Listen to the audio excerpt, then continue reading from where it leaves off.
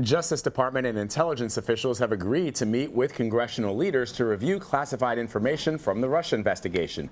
This after a high-level meeting with President Trump at the White House yesterday, where officials tried to defuse a tense standoff over restricted information that Republican lawmakers want to see. Over the weekend, the president demanded an investigation into claims that an FBI informant infiltrated his campaign. Now, no official request was made. With more on this, we are joined now by CBS News Washington correspondent Paula Reid at the White House. So, Paula, President Trump, as you know, met with Deputy Attorney General Rod Rosenstein, the FBI Director Christopher Wray, as well as the National Intelligence Director Dan Coats. What happened? What was the result of those meetings? Two big questions going into this meeting. The first is whether the president would order the Justice Department to investigate this informant who had contacts with his campaign. Coming out of this meeting, we've learned that the president appears to be satisfied with this sort of deft political maneuver that the Deputy Attorney General made.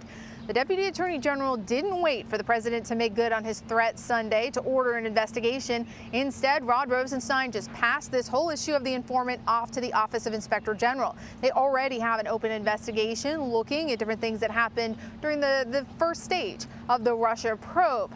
But it wasn't clear if that would be enough for the president. The president has historically criticized the Inspector General for being too slow in his investigations and the fact that he lacks prosecutorial power. But yesterday, the statement that came out after this meeting indicates that the president was satisfied by this. So this is definitely a win for Rod Rosenstein, being able to de-escalate these increasing tensions between the White House and special counsel.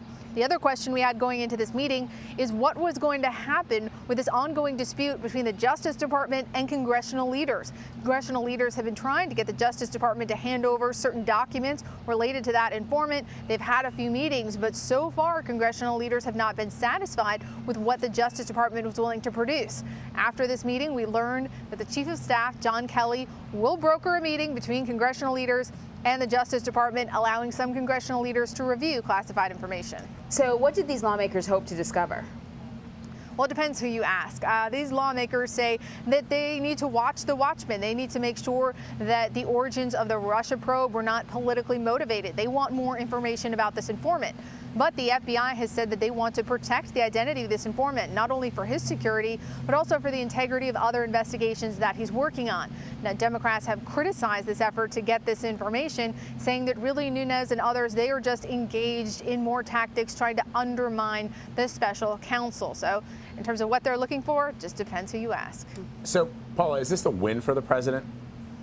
The White House certainly wanted to paint it that way with their statement yesterday, which inferred that the president came up with the idea, or there was an agreement to pass this off to the Inspector General, when in fact that had actually happened the day before, sort of preemptively.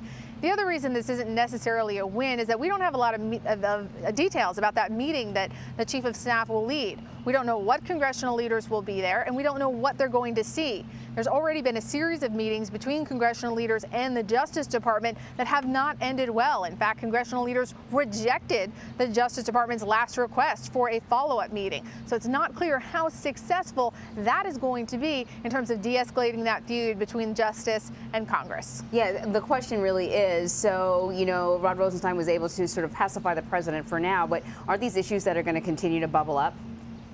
Oh, yes. It's definitely just for now. There are these escalating attacks from the president and his attorneys on the special counsel investigation. And there's also sort of a coordinated effort on the Hill to really probe the origins of the Russia probe. Many see that as part of an effort to undermine special counsel Mueller. And while for now everyone seems happy to go forward with this plan that came out of the meeting, the fact is that we are waiting any minute right now for an over 500-page report from the Office of Inspector General on a different case, on Secretary Clinton's email server. There's a review of how that was handled. Sources have confirmed that part of that will be very critical of former FBI Director Comey, be critical of a lot of top law enforcement officials. And that's significant because, once again, it will give the president a lot of fodder to continue to undermine trust in federal law enforcement and continue this campaign to undermine the overall Russia probe. So this is likely going to really flare up again once we get that report, which is expected any day now. Sort of like, look over here, don't look over here, Honestly, look at this. Thank goodness for Paula Reid, because there are so many investigations going on the same topic or similar topics, and investigations into investigations. Right. At least Paula is keeping everything straight for us. It's a good point that you make, Anne Marie, because, and there's a great piece in The Atlantic about that. There are so many things happening in Washington with regards to this Trump administration and the controversy surrounding the campaign that it sometimes feels as if there are multiple investigations going on, when in fact, as you point out, Paula, there really is just one, and all these other investigations surrounding it are having to do with that very one central fact. Paula Reid, as always, we appreciate your reporting.